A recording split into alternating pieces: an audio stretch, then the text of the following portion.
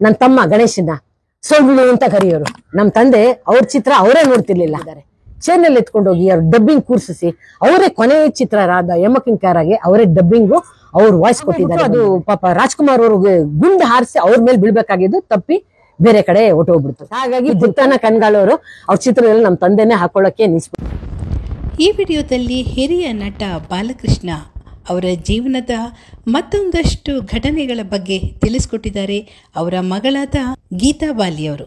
ಕೇಳೋಣವಾ ಅಂತ ಒಂದು ಏನಂತೀವಿ, ಅದು ಒಂದು ಡ್ರೆಸ್ ಇಟ್ಕೊಂಡಿರೋರು, ಅವ್ರದೊಂದು ಕ್ಯಾಪ್ ಹಾಕೊಂಡ್ಬಿಡೋರು. ನೀವು ಸಿಗ್ನೇಚರ್ ಒಂದು ಸ್ಟೆಪ್ ಅಂತೀವಿ, ಸಿಗ್ನೇಚರ್ ಡ್ರೆಸ್ ಅಂತೀವಲ್ಲ, ಆ ತರ ನಮ್ಮ ತಂದೆದೊಂದು ಕ್ಯಾಪು, ಒಂದು ಶಾಲು. ಯಾಕಂದ್ರೆ ಅವ್ರದ್ದು ನಮ್ಮ ತಂದೆದು ಏನೊಂದು ನನಗೆ ಒಂದು ವಿಚಾರ ನಿಮ್ಗೆಲ್ಲ ತಿಳಿಸ್ಬೇಕು ಅಂದ್ರೆ, ನಮ್ಮ ತಂದೆ ನಮ್ಮ ಮನೇಲಿ ರೇಷನ್ನೇ ತರಲಿ ಏನೇ ತರಲಿ ನಮ್ಮ ತಂದೆನೇ ಹೋಗಿ ಖುದ್ದಾಗ ಅವರೇ ಹೋಗಿ ಒಂದು ಶಿವಾನಂದ ಸ್ಟೋರ್ ಅಂತ ಇದೆ ಕುಮಾರ ಪಾರ್ಕ್ ನಲ್ಲಿ, ಅವರೇ ಆರಿಸ್ಕೊಂಡು ಬಂದು ಕಾಮ್ನಲ್ಲಿ ಹಾಕೊಂಡ್ಬಂದು ಮನೆಗೆ ತಂದು ಕೊಡೋರು. ಆತರ ಒಂಥರ ಫ್ಯಾಮಿಲಿ ಅಟ್ಯಾಚ್ಡ್ ಮ್ಯಾನು ನಮ್ಮ ತಂದೆ. ಸಂಸಾರದಲ್ಲಿ ಏನು ಕೊರತೆನೂ ಇರಬಾರ್ದು. ಅವ್ರು ಊಟ ಪ್ರಿಯರು ನಮ್ಮ ತಂದೆ. ಅವ್ರು ನಾನ್ ವೆಜ್ ಅಂದ್ರೆ ತುಂಬಾ ಇಷ್ಟ. ಹಾಗಾಗಿ ನಮ್ಮ ತಾಯಿ ಅಂತೂ ತುಂಬಾ ಚೆನ್ನಾಗಿ ಅಡಿಗೆ ಮಾಡ್ತಾರೆ. ಏನೇ ತರ್ತಾರೋ ಅದೆಲ್ಲ ಮಾಡ್ಕೊಟ್ಬಿಡೋರು ನಮ್ಮ ತಾಯಿ. ಹಾಗಾಗಿ ನಮ್ಮ ತಂದೆ ಏನ್ ಮಾಡೋರು, ಮಾರ್ಕೆಟ್ ಅವರೇ ಹೋಗಿ ತರಬೇಕಾದ್ರೆ ಇನ್ ನಾನ್ ವೆಜ್ ಇರ್ಲಿ ಏನಾರು ಇರ್ಲಿ ಅವ್ರೊಂದು ಕ್ಯಾಪ್ ಒಂದು ಹಾಕೊಂಡ್ಬಿಡೋರು, ಮಫ್ಲರ್ ತುಂಬಾ ಸುತ್ಕೊಂಡ್ಬಿಟ್ಟು ಬರೀ ಕಣ್ ಮಾತ್ರ ಒಂದು ಬಿಟ್ಕೊಟ್ಬಿಟ್ಟಿರೋರು, ಬಿಟ್ಕೊಂಡು ಹೋಗೋರು ಮಾರ್ಕೆಟ್ಗೆ. ಬಟ್ ನಮ್ಮ ತಂದೆನ ಹೆಂಗಾದ್ರು ಅಲ್ಲಿ ಹುಡುಗರಿಂದ ಹಿಡಿದು ಕೆಲವ್ರು ಜನ ಕಂಡಿಡ್ಬಿಡೋರು. ಯಾಕೆ ಅವ್ರ ಮಾಮೂಲಿ ಗಿರಾಕಿ. ನಮ್ಮ ತಂದೆ ತಾಯಿಂದ ನನ್ನ ಕೈಲಾದಷ್ಟು ಮಗಳಾಗಿ ನಾನು ಸೇವೆ ಮಾಡಿದ್ದೀನಿ. ನನ್ನ ಕೈಲಾದಷ್ಟು ನಮ್ಮ ತಾಯಿ ತೀರ್ಕೊಂಡಾದ್ಮೇಲೆ ನಮ್ಮ ತಂದೆ ವಿಲ್ಸನ್ ಗಾರ್ಡನ್ ಮನೆ ನನ್ನ ಮನೆಯಲ್ಲೇ ಬಂದಿದ್ಬಿಟ್ರು. ಅವ್ರು ಸಾಯೋರ್ಗು ನನ್ನ ಹತ್ರನೇ ಇದ್ರು. ಆತರ ಒಂದು ನನ್ನ ಮೇಲೆ ಒಂದು ಮಕ್ಳ ಪೈಕಿ ನನ್ನ ಮೇಲೆ ನಂದು ತುಂಬಾ ಆಸೆ ನಮ್ಮ ತಂದೆಗೆ. ನನ್ಗೆ ಅಂತಾನೆ ಮುದ್ದಾದ ಹೆಸರಿಟ್ಟಿರೋರು. ನಮ್ಮ ತಾಯಿ ಏನೋ ಪಾಪ ಅಂತ ಹೇಳಿದ್ರು, ಪಾಪ ಅಂತ ಕರೆಯೋರು. ನನ್ನ ತಮ್ಮ ಗಣೇಶನ ಸೊಳ್ಳು ಅಂತ ಕರೆಯೋರು. ಆಮೇಲೆ ನನ್ನ ತಮ್ಮ ಶ್ರೀನಿವಾಸನ ಎಲ್ಲಮ್ಮ ಅಂತ ಕೇಳೋದಕ್ಕೆ ನಾಮ, ಅವನು ಶ್ರೀನಿವಾಸ ಅಂದ್ರೆ ನಾಮ ಎಲ್ಲಿ ಅಂತ ಕೇಳೋರು. ಆತರ ಎಲ್ಲರಿಗೂ ಒಂದೊಂದು ಗುರುತು. ನನ್ಗೊಂದು ಪ್ರೀತಿ ಹೆಸರಿಟ್ಟಿದ್ರು, ಅದನ್ನ ನಾನು ಹೇಳಕ್ ಹೋಗಲ್ಲ, ಯಾಕಂದ್ರೆ ನಾನು ಅವ್ರ ಮುದ್ದಾದ ಮಗಳು. ಆಮೇಲೆ ಬಂಧುಗಳೇ, ನಿಮ್ಗೆಲ್ಲ ಆಶ್ಚರ್ಯ ಆಗ್ಬೋದು, ನಮ್ಮ ತಂದೆ ಅವ್ರ ಚಿತ್ರ ಅವರೇ ನೋಡ್ತಿರ್ಲಿಲ್ಲ, ಅವ್ರಿಗೆ ನೋಡಕ್ಕೆ ಇಷ್ಟ ಆಗ್ತಾ ಇರ್ಲಿಲ್ಲ. ನಾವೇನಾದ್ರು ನೈಟ್ ಶೋ, ನಾನು ನಮ್ಮ ತಾಯಿ ನಮ್ಮ ಫ್ಯಾಮಿಲಿ ಜೊತೆ ನೋಡಕ್ ಹೋಗ್ತಿದ್ವಿ, ನೈಟ್ ಶೋ ಹೋಗ್ತಿದ್ವಿ. ಅವಾಗ ಬರ್ಬೋದಲ್ವೇ, ಅವ್ರನ್ನ ಕರೀದ್ರೆ ಇಲ್ಲಮ್ಮ ಬೇಡ ನಾನ್ ಪಾತ್ರ ಮಾಡಿರೋದೆಲ್ಲ ನಾನೇ ನೋಡಲ್ಲ ಅಂತ ಅವರೇ ನೋಡ್ತಿರ್ಲಿಲ್ಲ. ಹಾಗಾಗಿ ಬಟ್ ನಮ್ಮ ತಾಯಿ ಏನ್ ಮಾಡೋರು ಅಂದ್ರೆ, ನಮ್ಮ ತಂದೆಗೂ ಕೆಲವುದೆಲ್ಲ ಅವ್ರ ನಟನೆ ಮಾಡಕ್ ಇಷ್ಟ ಆಗ್ತಾ ಇಲ್ಲ. ಅಂದ್ರೆ ರೇಪ್ ಇಂದೆಲ್ಲ ಅವ್ರು ನಮ್ಮ ತಂದೆಗೆ ಇಷ್ಟ ಆಗ್ತಾ ಇಲ್ಲ. ವಿಲ್ಲನ್ ಆಗಿ ಮಾಡೋದು ಅವ್ರಿಗೆ ಸ್ವಲ್ಪ ತೊಂದರೆ ಆಗೋದು. ಹಾಗಾಗಿ ಅಂತದ್ ಮಾಡ್ಬಿಟ್ರೆ ನಮ್ಮ ತಾಯಿನೂ ಇಷ್ಟ ಆಗ್ತಾ ಇಲ್ಲ, ನಮ್ಮ ತಂದೆಗೂ ಇಷ್ಟ ಆಗ್ತಾ ಇಲ್ಲ. ಆದ್ರೆ ಚಿತ್ರರಂಗದಲ್ಲಿ ಎಲ್ಲಾ ತರ ಪಾತ್ರನೂ ಮಾಡ್ಲೇಬೇಕಲ್ವೇ. ಆತರ ಮಾಡಿ ಕೆಲವ್ರದೆಲ್ಲ ಅವರು ವಿಲನ್ ಆಗಿ ಮಾಡಿರೋದೆಲ್ಲ ಕೆಲವ್ರ ಹತ್ರ ಬೈಸ್ಕೊಂತಾರೆ. ನನ್ನ ಹತ್ರ ಕೆಲವರು ಸ್ವಲ್ಪ ತುಂಬಾ ಕ್ಲೋಸ್ ಆದ್ಮೇಲೆ ಕೆಲವರು ಹೇಳ್ತಾರೆ, ಅದ್ರಲ್ಲಿ ವಿಲನ್ ಆಗಿ ಮಾಡಿದ್ರಲ್ಲ, ಅಂದ್ರೆ ಲೈಕ್ ಚಂದವಳ್ಳಿ ತೋಟ ಇರ್ಬೋದು, ಅಥವಾ ಕೆಲವು ಪಿಕ್ಚರ್ದೆಲ್ಲ ನಾನು ಅದ್ರ ಬಂದು ಹೇಳಿ, ಮೇಡಮ್ ನಿಮ್ದು ತಂದೆ ತುಂಬಾ ಬೈಕೊಂಡಿದೀವಿ ನಿಮ್ ತಂದೆ ನೋಡಿದಾಗ. ಅವಾಗ ಎಷ್ಟು ರಾಜ್ಕುಮಾರ್ ಅವ್ರನ್ನೇ ಇಷ್ಟೊಂದು ಹಿಂಸೆ ಕೊಟ್ಬಿಟ್ರಲ್ಲ. ಆಮೇಲೆ ಇದು ಒಂದು ಕಣ್ ತೆರೆದು ನೋಡು ಅಂತ ಪಿಕ್ಚರ್ನಲ್ಲೆಲ್ಲ ವಿಲನ್ ಮಾಡ್ಬಿಟ್ಟು ಎಲ್ಲ ಹತ್ರ ಬೈಸ್ಕೊಂಡಿದ್ದಾರೆ. ನನ್ನ ಹತ್ರ ಹೇಳಿದ್ರು, ನಾನು ಹೇಳ್ದೆ ಬೈರಿ ಪರವಾಗಿಲ್ಲ, ಯಮಕಿಂಕರ ಅನ್ನೋದು ಕೊನೆಯ ಚಿತ್ರ ಅವ್ರದ್ದು. ಅವಾಗ ಏನಾಗೋಯ್ತು ಅಂದ್ರೆ, ಡಬ್ಬಿಂಗು ಅವ್ರಿಗೆ ಮಾಡಕ್ ಆಗುತ್ತೋ ಇಲ್ವೋ ಅಂದ್ಬಿಟ್ಟು ಪಾಪ ಅವರು ಡೈರೆಕ್ಟ್ರು ಬಾಲಣ್ಣ ಅವರೇ ಬೇರೆಯವ್ರನ್ನ ನಾವು ಅದ್ರಲ್ಲಿ ಡಬ್ಬಿಂಗ್ ಮಾಡಿಸ್ಕೊಳ್ತೀವಿ, ನಿಮ್ ಕೈಲಿ ಆಗಲ್ಲ ಅಂತ. ಆದ್ರೆ ನಮ್ಮ ತಂದೆ ಒಪ್ಲಿಲ್ಲ. ನಮ್ಮ ತಂದೆ ಹೇಳಿದ್ರು, ಇಲ್ಲ ನಾನೇ ಮಾಡ್ತೀನಿ ಅಂದ್ಬಿಟ್ಟು ಅವ್ರನ್ನ ಹಂಗೆ ಚೇರ್ನಲ್ಲಿ ಎತ್ಕೊಂಡು ಹೋಗಿದ್ದಾರೆ. ಚೇರ್ನಲ್ಲಿ ಎತ್ಕೊಂಡು ಹೋಗಿ ಅವ್ರು ಡಬ್ಬಿಂಗ್ ಕೂರ್ಸಿಸಿ ಅವರೇ ಕೊನೆಯ ಚಿತ್ರ ಯಮಕಿಂಕಾರಾಗೆ ಅವರೇ ಡಬ್ಬಿಂಗು ಅವ್ರು ವಾಯ್ಸ್ ಕೊಟ್ಟಿದ್ದಾರೆ. ಬಂಧುಗಳೇ, ಅಷ್ಟೊಂದು ಅವ್ರಿಗೆ ಇನ್ವಾಲ್ವ್ಮೆಂಟ್ ಇತ್ತು ಒಂದು ಚಿತ್ರರಂಗದಲ್ಲಿ. ಅದೊಂದು ತುಂಬಾ ಹೆಮ್ಮೆ ಪಡುವಂತ ವಿಚಾರ ಬಂಧುಗಳೇ. ಗಂಧದ ಗುಡಿ ಅನ್ನೋದೊಂದು ಚಿತ್ರದಲ್ಲಿ ಒಂದು ದೊಡ್ಡ ದುರ್ಘಟನೆ ನಡೆದ್ಬಿಡ್ತು. ಅದೇನಾಗೋಯ್ತು ಅಂದ್ರೆ, ಒಂದು ಪ್ರಳಯನೇ ಉದ್ಭವ ಆಗೋಯ್ತು ನಮ್ಮ ಕರ್ನಾಟಕದಲ್ಲಿ. ಯಾಕಂದ್ರೆ ತಮ್ಮೆಲ್ಲರಿಗೂ ಗೊತ್ತಿದ್ದಂಗೆ ವಿಷ್ಣುವರ್ಧನ್ ಅಭಿಮಾನಿಗಳು ಅಂತ ಒಂದ್ ಕಡೆ, ಇನ್ನೊಂದು ಡಾಕ್ಟರ್ ರಾಜ್ಕುಮಾರ್ ಅವ್ರ ಅಭಿಮಾನಿಗಳು ಒಂದ್ ಕಡೆ.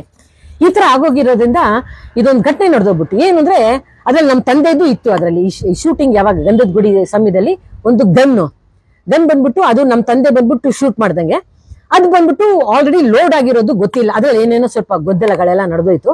ಹಾಗಾಗ್ಬಿಟ್ಟು ಅದು ಪಾಪ ರಾಜ್ಕುಮಾರ್ ಅವ್ರಿಗೆ ಗುಂಡು ಹಾರಿಸಿ ಅವ್ರ ಮೇಲೆ ಬೀಳ್ಬೇಕಾಗಿದ್ದು ತಪ್ಪಿ ಬೇರೆ ಕಡೆ ಹೊಟ್ಟೋಗ್ಬಿಡ್ತು. ಇದು ತೊಂದರೆ ಏನಾಗೋಯ್ತು ಬಂಧುಗಳೇ, ಅವಾಗಿಂದ ಏನಾಗೋಗಿತ್ತು ಅಂದ್ರೆ ಪರಿಸ್ಥಿತಿ, ವಿಷ್ಣುವರ್ಧನ್ ಅವರೇ ಇದೆಲ್ಲ ಮಾಡಿ ಒಂದು ಸಂಚ್ ಮಾಡಿ ರಾಜ್ಕುಮಾರ್ ಅವ್ರನ್ನ ಮುಗ್ಸೋಕೆ ಒಂದು ಪ್ರಯತ್ನ ಅಂದ್ಬಿಟ್ಟು ಒಂದು ದೊಡ್ಡ ಪ್ರಚಾರ ಆಗ್ಬಿಟ್ಟು ಕರ್ನಾಟಕನೇ ಅಲ್ಲೋಲ್ ಕಲ್ಲೋಲಾಗೈತೆ. ಯಾಕಂದ್ರೆ ಇವ್ರು ದೊಡ್ಡ ಮಹಾನ್ ನಟರು. ಹಾಗಾಗ್ಬಿಟ್ಟು ಪಾಪ ವಿಷ್ಣುವರ್ಧನ್ ಅವ್ರಿಗೆ ಎಷ್ಟು ತೊಂದರೆ ಆಗೋಗ್ಬಿಡ್ತು ಅಂದ್ರೆ, ಅವರು ಕರ್ನಾಟಕ ಬಿಟ್ಟೇ ಚೆನ್ನೈಗೆ ಹೊಟ್ಟೋಗ್ಬಿಟ್ರು. ಆಮೇಲೆ ರಾಜ್ಕುಮಾರ್ ಕಡೆಯವರಿಂದ ಫೋನ್ ಮಾಡಿಸಿ ಇಲ್ಲ ಆತರ ಎಲ್ಲ ಸಮಾಧಾನ ಮಾಡ ಅಂತ. ಆಮೇಲೆ ಡಾಕ್ಟರ್ ರಾಜ್ಕುಮಾರ್ ಬಂದು ಪ್ರೆಸ್ ಅವರೆಲ್ಲ ಹೇಳ್ದಿ, ಮಾಧ್ಯಮರಿಗೆಲ್ಲ ಕರೆದು ಹೇಳಿ ಇದ್ರಲ್ಲಿ ಅವ್ರದ್ದೇನು ತೊಂದರೆ ಇಲ್ಲ, ಈ ತರ ತಪ್ಪರ್ಥ ತಿಳ್ಕೊಬೇಡಿ, ನಾವಿಬ್ರು ನಟರು, ನಮ್ಮಿಬ್ಬರಿಗೂ ಗೌರವ ಕೊಡ್ಬೇಕು ಅಂತ ಎಲ್ಲರಿಗೂ ಸಮಾಧಾನ ಮಾಡಿದ್ರು. ಆಮೇಲೆ ವಿಷ್ಣುವರ್ಧನ್ ಅವರು ಕರ್ನಾಟಕ ಮತ್ತೆ ಬಂದಿದ್ದು. ಈ ತರ ಒಂದು ದೊಡ್ಡ ಗೊಂದಲ ಆಗೋಯ್ತು. ನನ್ನ ದೃಷ್ಟಿಲಿ ಯಾರ್ಯಾರಿಗೂ ಒಂದು ಅದು ದ್ವೇಷ ಅನ್ನೋದು ಯಾರಿಗೂ ಇರ್ಲಿಲ್ಲ ಬಂಧುಗಳೇ. ಆ ಕಾಲದಲ್ಲಿ ಅಂತೂ ಖಂಡಿತವಾಗ್ಲೂ ಇರ್ಲಿಲ್ಲ. ಆತರ ಬೆಳ್ಕೊಂಡ್ ಬಂದ್ರು. ಇದೇ ತರ ನಮ್ದು ಚಿತ್ರ ನಟರು ನಮ್ದು. ಆಮೇಲೆ ನಮ್ಮ ತಂದೆದು ಇಮ್ಮಡಿ ಪುಲಕೇಶಿ ಅಂತ 100ನೇ ಚಿತ್ರ, ಅದಂತೂ ತುಂಬಾ ಒಂದು ಯಶಸ್ವಿ ಆದ ಚಿತ್ರ ಬಂಧುಗಳೇ. ಯಾಕಂದ್ರೆ ನಮ್ಮ ತಂದೆಗೆ ಒಂದು ವಿಭಿನ್ನವಾದ ಒಂದು ಪಾತ್ರ ಸಿಕ್ತು ಅವ್ರಿಗೆ. ನಮ್ಮ ತಂದೆ ಇದ್ದ ಏನ್ ದೊಡ್ಡ ಕಲೆ ಅಂದ್ರೆ ಅವ್ರಿಗೆ ಬರೀ ಒಂದು ಅವ್ರಿಗೆ ಕೊಟ್ಬಿಟ್ಟು ಡೈರೆಕ್ಟ್ರು ಏನ್ ಹೇಳ್ತಾರೋ ಅಷ್ಟೇ ಮುಖ್ಯದಲ್ಲ. ಎಷ್ಟೋ ಚಿತ್ರದಲ್ಲಿ ಅವರೇ ಒಂದು ಸಂಭಾಷಣೆ ಕಾಮಿಡಿಗೆ ಅವರೇ ಬರ್ಕೊಂಡಿದ್ದಾರೆ. ಇದರಿಂದ ಏನಾಗೋಯ್ತು ಗೊತ್ತೇ, ನಮ್ಮ ಪುಟ್ಟಣ್ಣ ಕಣ್ಗಾಲ್ ನನ್ ಮೆಚ್ಚಿನ ಒಂದು, ನಂಗೆ ತುಂಬಾ ಇಷ್ಟ ಪುಟ್ಟಣ್ಣ ಕಣ್ಗಾಲ್ ಅವ್ರ ಚಿತ್ರ ಅಂದ್ರೆ. ಅವ್ರೇನ್ ಮಾಡುದು ಅಂದ್ರೆ ಬಾಳನ್ನ ನಾಕೊಳ್ಳೇಬಾರ್ದು ಅಂದ್ಬಿಟ್ರೆ, ಯಾಕಂದ್ರೆ ನಮ್ಮ ತಂದೆ ಅವ್ರು ಕೊಟ್ಟಿ ಡೈಲಾಗ್ನ ಅವ್ರು ಬದಲಾಯಿಸ್ಬಿಡ್ತಾರೆ. ಸೊ ಅವ್ರಿಗೆ ಪುಟ್ಟಣ್ಣ ಕಣ್ಗಾಲ್ ಸರ್ ಹೆಂಗ್ ಅಂದ್ರೆ ಅವ್ರು ಹೆಂಗ್ ಹೇಳ್ತಾರೋ ಹಂಗೆ ಮಾಡ್ಬೇಕು, ಒಂದು ಬದಲಾವಣೆ ಇರಬಾರ್ದು. ಹಾಗಾಗಿ ಪುಟ್ಟಣ್ಣ ಕಣ್ಗಾಲ್ ಅವರು ಅವ್ರ ಚಿತ್ರದಲ್ಲಿ ನಮ್ಮ ತಂದೆನೆ ಹಾಕೊಳ್ಳೋಕೆ ನಿಲ್ಸ್ಬಿಟ್ರ. ಬಂಧುಗಳೇ, ನಮ್ಮ ತಂದೆಗೆ ಒಂದು ಆ ಕಾಲದಲ್ಲೆಲ್ಲ ಚಿತ್ರರಂಗದಲ್ಲಿ ಎಷ್ಟು ಕಷ್ಟ ಇತ್ತು ಅಂದ್ರೆ ಎಲ್ಲರೂ ಚೆನ್ನೈಗೆ ಹೋಗ್ಬೇಕಾಗಿತ್ತು. ಚೆನ್ನೈಗೆ ಹೆಂಗ್ ಹೋಗ್ಬೇಕಾಗಿತ್ತು ಅಂದ್ರೆ ಚೆನ್ನೈನಲ್ಲಿ ಬಂದ್ಬಿಟ್ಟು ಈ ತೆಲುಗು ಪಿಕ್ಚರು ಮಾಡೋರು, ತಮಿಳ್ ಪಿಕ್ಚರು ಮಾಡೋರು, ಎಷ್ಟು ಹಿಂದಿ ಪಿಕ್ಚರ್ಗಳು ಮಾಡೋರು. ಆಮೇಲೆ ಸಮಯ ಉಳಿದಿದ್ರಲ್ಲಿ ಮಾತ್ರ ನಮ್ಗೆ ಕನ್ನಡ ಚಿತ್ರರಂಗಕ್ಕೆ ಒಂದು ಅವಕಾಶ ಕೊಡೋರಂತೆ. ಅದ್ ಮಧ್ಯರಾತ್ರಿ ಯಾರು ಆಗಿರ್ಬೋದು, ಯಾವ್ದಾರು ಆಗಿರ್ಬೋದು, ಒಟ್ಟಿನಲ್ಲಿ ಎಲ್ಲರೂ ಸ್ಟ್ಯಾಂಡ್ ಬೈ ತರ ರೆಡಿ ಆಗಿರ್ಬೇಕು. 1965ನಲ್ಲಿ ನಮ್ ತಂದೆ ಯೋಚನೆ ಮಾಡಿದ್ರು. ಕರ್ನಾಟಕದಲ್ಲಿ ಅವಾಗ ಒಂದ್ ಸ್ಟುಡಿಯೋನು ಇರ್ಲಿಲ್ಲ ಬಂಧುಗಳೇ, ಒಂದ್ ಸ್ಟುಡಿಯೋನೇ ಇರ್ಲಿಲ್ಲ. ಮೈಸೂರಿನಲ್ಲೂ ಇರ್ಲಿಲ್ಲ, ಬೆಂಗಳೂರಿನಲ್ಲೂ ಇರ್ಲಿಲ್ಲ. ಅವಾಗ ನಮ್ಮ ತಂದೆ ಆಲೋಚನೆ ಮಾಡಿದ್ರು, ಒಂದು ಸ್ಟುಡಿಯೋ ನಮ್ ಕರ್ನಾಟಕ ಬೆಂಗಳೂರಿನಲ್ಲೇ ನಾವ್ ಏನಕ್ಕೆ ಮಾಡಬಾರ್ದು ಅಂತ. ಅಲ್ಲಿ ಕೆಲವ್ರ ಹತ್ರ ಎಲ್ಲ ಮಾತುಕತೆ ನಡೆಸಿದ್ರು. ಅವ್ರಿಗೆ ತುಂಬಾ ಆತ್ಮೀಯರಾದವರು ಎಲ್ಲರೂ ಹೌದು ಮಾಡಿ ಬಾಲಣ್ಣ ಅಂತ ಪ್ರೋತ್ಸಾಹ ಕೊಟ್ರು. ಅದರಲ್ಲಿ GVR ಅಂಕಲ್ ಪ್ರೋತ್ಸಾಹ ಕೊಡ್ಲಿಲ್ಲ. ಅವ್ರು ಹೇಳಿದ್ರು, ಬಾಲು ಬೇಡ ಕಣೋ, ನೀನ್ ಇವಾಗ ನೆಮ್ಮದಿಯಾಗಿದ್ಯಾ, ನಿನ್ ಜೀವನ ಹಾಳು ಮಾಡ್ಕೋಬೇಡ, ನಿಂಗೆ ಇದ್ರಲ್ಲೆಲ್ಲ ಎಷ್ಟು ಕಷ್ಟ ಅಂತ ನಿಂಗೆ ಗೊತ್ತಾಗಲ್ಲ. ನಾನ್ ನಿನ್ಗಿಂತ 1 ವರ್ಷ, ನಂಗೆ GVR ಅಂಕಲ್ಗೂ ನಮ್ ತಂದೆಗೂ ಬರೀ 1 ವರ್ಷ ವ್ಯತ್ಯಾಸ ಬಂಧುಗಳೇ. ಇನ್ಫ್ಯಾಕ್ಟ್ ನಮ್ ತಂದೆಯವ್ರ ವಯಸ್ಸು ಗೊತ್ತೇ ಇಲ್ಲ ಬಂಧುಗಳೇ, ನಮ್ಗೆ ಮಕ್ಳಿಗೆ ನಮ್ಗೆ ಗೊತ್ತಿಲ್ಲ. GVR ಅಂಕಲ್ ಇಂದ ನನ್ಗೆ ಗೊತ್ತಾಯ್ತು. ಒಂದ್ ದಿವಸ ನಮ್ಮ ಮನೆಗೆ GVR ಅಂಕಲ್ ಬಂದಿದಾಗ ಅವ್ರು ನನ್ನ ಹತ್ರ ಏನೇನೋ ಮಾತಾಡ್ತಾ ಇರ್ತಾರೆ, ನಮ್ ತಂದೆ ಬಗ್ಗೆ ಎಷ್ಟು ಕೀಟ್ಲ ಮಾಡ್ತಾನಮ್ಮ, ಇವ್ನ್ ಕಿವಿಡ ತುಂಬಾ ತುಂಟೋನೆಲ್ಲ ಹೇಳ್ತಿದ್ರು. ಅವಾಗ ಹೇಳಿದ್ರು, ವಯಸ್ಸು ಬಗ್ಗೆ ಬಂದಾಗ ನಾನೇ ಕೇಳಿದೆ ಅಂಕಲ್, ಅವ್ರ GVR ಅಂಕಲ್ ಹತ್ರ. ಅವ್ರು ಹೇಳಿದ್ರು ನನ್ಗೂ ಅವನ್ಗೂ 1 ವರ್ಷ ವ್ಯತ್ಯಾಸಮ್ಮ ಅಂತ. ಅವಾಗ ಗೊತ್ತಾಯ್ತು ಬಂಧುಗಳೇ ನಮ್ ತಂದೆ ವಯಸ್ಸು ಎಷ್ಟು ಅಂತ. GVR ಅಂಕಲ್ ಹುಟ್ಟಿದ್ದು 1917 ಅಂತೆ. ಅವಾಗ ನಾನು ನೆನ್ಸ್ಕೊಂಡೆ ನಮ್ ತಂದೆ ವಯಸ್ಸು 1916 ಅಂತ. ಅದಕ್ಕೆ ನಾನು ವೆಬ್ಸೈಟ್ ನಲ್ಲಿ ಅವರು ಆ ವಯಸ್ಸು ಬಂದ್ಬಿಟ್ಟು 1916 ಅಂತ ಅವ್ರದ್ದು ಬರ್ತ್ ಇಯರ್ ಕೊಟ್ಟಿದ್ದೀನಿ. ಹಾಗಾಗಿ ಬಂಧುಗಳೇ 1965ನಲ್ಲಿ ಚಿತ್ರನೇ ಒಂದು ಸಿನಿಮಾದು ಫಿಲ್ಮ್ ಸ್ಟುಡಿಯೋ ಇಲ್ಲ ಅನ್ಬಿಟ್ಟು ನಮ್ ತಂದೆ ಕೆಲವು ಜನ ಪ್ರೋತ್ಸಾಹ ಕೊಟ್ಟಿದ್ರಿಂದ ಖುಷಿ ಆಗೋಗ್ಬಿಡ್ತು. ಆಮೇಲೆ ಹೋಗಿ ಆ ಕಾಲದಲ್ಲಿ ಮಂತ್ರಿಗಳು ಎಲ್ಲರೂ ಒಳ್ಳೆಯವರಿದ್ರು, ಎಲ್ಲರೂ ಸಹಕಾರ ಮಾಡಿ ಆಯ್ತು ಬಾಲಣ್ಣನ್ಗೊಂದು 10 ಎಕರೆ ಕೊಟ್ಬಿಡೋಣ ಅನ್ಬಿಟ್ಟು ಮೊದ್ಲು 5 ಎಕರೆ ಬಿಡುಗಡೆ ಮಾಡಿದ್ರು. ಆಮೇಲೆ ಇನ್ನೊಂದು 5 ಎಕರೆ ಬಿಡುಗಡೆ ಮಾಡಿದ್ರು, ಮತ್ತೆ ಇನ್ನೊಂದು 10 ಎಕರೆ ಬಿಡುಗಡೆ ಮಾಡಿದ್ರು. ಒಟ್ಟು 20 ಎಕರೆ ಬಿಡುಗಡೆ ಮಾಡಿದ್ರು ಕೆಂಗೇರಿ ಅನ್ನೋದು ಒಂದು ಜಾಗದಲ್ಲಿ. ಆಮೇಲೆ ನಮ್ ತಂದೆ ತುಂಬಾ ಖುಷಿ ಆದ್ರು. ಬರೀ ಅವ್ರಿಗೆ ಸಂಬಳ ತಗೊಳ್ಳೋದು, ಅವ್ರೊಂದ್ ಸ್ವಲ್ಪ ಸೇವ್ ಮಾಡ್ಕೊಂಡಿದ್ರು. ಅದನ್ನ ಇಟ್ಕೊಂಡು ಹೇಗಪ್ಪ ಈ ಸ್ಟುಡಿಯೋ ಕಟ್ಲಿ.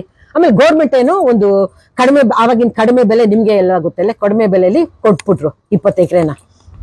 ನಮ್ ತಂದೆ ಕೊಂಡ್ಕೊಂಡ್ಬಿಟ್ರು. ಆಮೇಲೆ ಏನ್ ಮಾಡಿದ್ರು ಅಂದ್ರೆ ಅವರು ಹಿಂಗೆ ಮಿಕ್ಕಿದ ಹಣ ಎಲ್ಲ ಹಿಂಗೆ ಅವರು ಒದಗಿಸ್ಬೇಕಲ್ವೇ. ಹಾಗಾಗ್ಬಿಟ್ಟು ಅಲ್ಲಿ ಅವರು ಏನ್ ಮಾಡಿದ್ರು, ಅವ್ರಿಗೆ ಮ್ಯಾನೇಜರ್ ಅಂತ ಒಬ್ರು ಇಟ್ಕೊಂಡಿದ್ರು. ಅವ್ರದ್ದು ಒಂದು ಚಿಕ್ಕ ಗುಂಪನ್ನು ಮಾಡ್ಕೊಂಡ್ಬಿಟ್ಟು ಅವರು ಗಾಡಿಲಿ ಹೋಗೋದು, ಅವ್ರದ್ದೇ ಕಾರ್ನಲ್ಲಿ ಹೋಗ್ಬಿಟ್ಟು ಪ್ರತಿ ಒಂದು ಡಿಸ್ಟ್ರಿಕ್ಟ್ ನಲ್ಲೂ, ಚಿಕ್ಕ ಹಳ್ಳಿ ಇರ್ಬೋದು, ಡಿಸ್ಟ್ರಿಕ್ಟ್ ನಲ್ಲಿ ಇರ್ಬೋದು, 100 ರೂಪಾಯಿ ಅಂತ ಆ ಕಾಲದಲ್ಲೆಲ್ಲ ಪ್ರೋನೋಟ್ ಅಂತ ಒಂದು ಮಾಡ್ಕೊಂಡ್ರು. ಅದೇನು ಅಂದ್ರೆ ಮತ್ತೆ ವಾಪಸ್ ಕೊಡ್ಬೇಕಾಗುತ್ತೆ. ಆತರ ಪ್ರೋನೋಟ್ ಅಂತ ಎಲ್ಲ ರೆಡಿ ಮಾಡ್ಕೊಂಡು ಒಬ್ಬರೊಬ್ರಿಗೂ ಪ್ರೋನೋಟ್ ಇಶ್ಯೂ 100 ರೂಪೀಸ್ ಪ್ರೋನೋಟ್ ಕೊಟ್ಟು ಅವ್ರ ಹತ್ರ 100 ರೂಪೀಸ್ ಇಸ್ಕೊಂಡ್ಬಿಟ್ಟು ಅದ್ರಲ್ಲಿ ಒಂದು ಚಿಕ್ಕ ಬಡ್ಡಿ ಹಾಕಿ ಯಾವಾಗ ಅವ್ರು ಕೇಳ್ತಾರೋ ವಾಪಸ್ ಕೊಟ್ಬಿಡೋದು. ಆ ತರ ಒಂದು ಪರಿಸ್ಥಿತಿ ಇತ್ತು. ಆವಾಗ ನಮ್ ತಂದೆ ಇದೇ ತರ ಮಾಡಿ ಹಳ್ಳಿಗೆ ಹೋಗಿ, ಡಿಸ್ಟ್ರಿಕ್ಟ್ಗಳಿಗೆ ಹೋಗಿ ಎಲ್ಲ ಒಂದು ಹಣನೆಲ್ಲ ಸಂಗ್ರಹ ಮಾಡ್ಕೊಂಡು ಒಂದು ಅಭಿಮಾನ್ ಸ್ಟುಡಿಯೋ ಅಂತ ಕೊನೆಗೆ ಒಂದು ನಿರೂಪಣೆ ಮಾಡಿದ್ರು ಬಂಧುಗಳೇ. ಒಂದು ಚಿಕ್ಕದೊಂದು ಫ್ಲೋರ್ ಚೆನ್ನಾಗಿ ಕಟ್ಟಿದ್ರು, ಒಂದು ಮೇಕಪ್ ರೂಮು. ಆದ್ರೂ ಅದೊಂದು ಅಂದ್ರೆ ಬಹಳ ನಟರಿಗೆಲ್ಲ ಒಂದ್ ಸ್ವಲ್ಪ ಮೆಚ್ಚುಗೆ ಆಗದೆ ಇರ್ಬೋದು, ಯಾಕಂದ್ರೆ ಸಿಂಪಲ್ ಆಗದ ಮಾಡಕ್ಕಾಯ್ತು. ನಮ್ ತಂದೆಯಲ್ಲಿ ಎಲ್ಲ ತುಂಬಾ ಕಷ್ಟಪಟ್ಟೆ ಸತ್ರು ಬಂಧುಗಳೇ. ಅವ್ರ ಪ್ರೇಮ ಅಂತ ಹುಟ್ಟಿದ್ದು ನಮ್ದು ಅಭಿಮಾನ್ ಸ್ಟುಡಿಯೋನೆಲ್ಲ ಅಂತೆ. ನಮ್ ತಾಯಿ ತೀರೋದ್ಮೇಲೆ ಅವ್ರಿಗೆ ಪ್ಯಾನ್ಕ್ರಿಯಾಸ್ ಕ್ಯಾನ್ಸರ್ ಅಂತ ನಮ್ಗೆ ಗೊತ್ತಾಯ್ತು. 2 ಎಕರೆ ಮಾತ್ರ ದಯವಿಟ್ಟು ಬಿಟ್ಕೊಟ್ಬಿಡಿ, ಅಲ್ಲಿ ಸಮಾಧಿ ಕಟ್ಟೋದಿದೆ ಅಂತ. ನಾನ್ ಬಂದ್ಬಿಟ್ಟು ವಿಷ್ಣುವರ್ಧನ್ ಜಾಗ ಕೊಡಬಾರ್ದು ಅಂತ ಕೇಸ್ ಹಾಕಿದ್ದೀನಿ ಅಂತ ಒಂದು ಅಪಾರ್ಥ ಆಗೋಗ್ಬಿಡ್ತು. ಆ ಜಾಗದಲ್ಲಿ ಯಾವ ತೊಂದರೆನೂ ಇಲ್ಲ, ಅಭಿಮಾನಿಗಳು ಬರ್ಲಿ. ಕಲಾಚಂದನ ಯೂಟ್ಯೂಬ್ ಚಾನೆಲ್ನ ಸಬ್ಸ್ಕ್ರೈಬ್ ಮಾಡಿ, ಲೈಕ್ ಮಾಡಿ, ಶೇರ್ ಮಾಡಿ. ಬೆಲ್ ಐಕಾನ್ ಒತ್ತುವುದನ್ನು ಮರಿಬೇಡಿ.